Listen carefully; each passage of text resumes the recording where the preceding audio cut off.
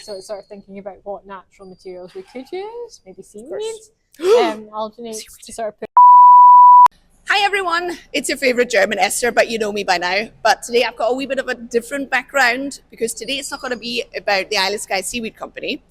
Because now officially I'm starting a new channel and I'm going to bring you the good stuff. Local people that are doing nice things, and that's why I'm here with Shona today. Hi Shona. Hi, Esther. Shona's representing Climavore, and I'm actually barging right in there. Shona, what even is Climavore? Climavore is a community interest company based here in Skye that asks how do we eat as humans change the climate. So our mission is to work with people to find different ways to live on and with the coast as the climate is changing. So we've been collecting Ben scallop shells from restaurants around Skye for the past few years, and we are in the workshop where they're transformed into murals. So our fabricator Joel Franklin crushes them, cleans them, and processes them into these big murals.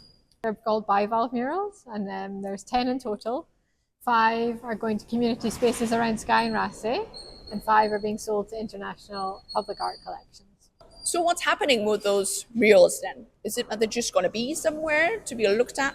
Yeah, so the ones in the community spaces around Skye and Raasay are being donated to the community, so they're going to become embedded within those communities as sort of points to think about questions around climate change, sort of positive actions we can be taken, how we can support those communities around those questions that they might be thinking about as we face the climate and biodiversity crisis. Yeah. And the ones that are in the public art collections will be doing similar things within those contexts, but the money that is generated into the community interest company allows us to keep doing the projects and the educational activities and all that kind of thing that we do.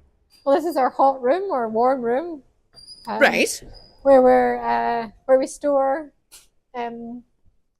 all the tiles when they're cut, and also the panels, because the material needs to cure for 3 months before it can be cut. All right, okay. Well, that's so it's quite a process, and then it needs to be polished, and so you actually begin to get the kind of surface of the shells coming through. Got it. Why does it need to dry for 3 months? Just a curing process, I get, to make it go harder. Okay, yeah, of course. The longer, I guess, it evaporates the water out, but you have to do it when I think the temperature is consistently above 11 degrees. So it's like a constant, it's not like fluctuating, which can cause cracks. So if it, and then the longer the harder it gets, and we obviously want it to be quite hard. Okay, nice. It's almost like ceramic by the time it gets really hard. Will those tiles ever be available, like, for commercial use? We like to.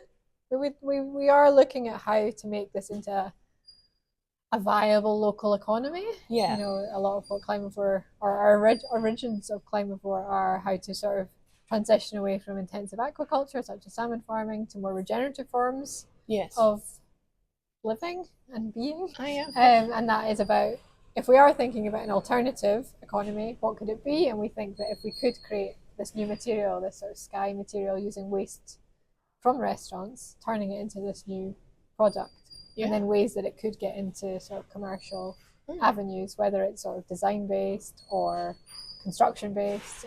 So we're working with a group of stakeholders at the moment, of local architects and builders and makers, to sort of think about. Yeah, that'd be amazing, wouldn't it? Yeah. I mean, because it is beautiful.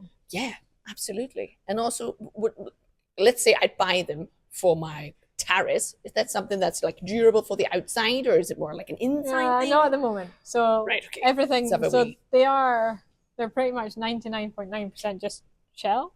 Yes. This one's got color in it, so a little bit of natural pigment, but they don't have anything. So normally things would have like some sort of petrochemical resin on it to preserve it. Okay. But obviously we don't want to do that. Yeah. So it's sort of thinking about what natural materials we could use, maybe seaweed. Alginate to sort of put into it that could preserve them or allow them to be used sort of in your kitchen or bathroom or outside. Yeah. So it's all part of the research process. The reject pile.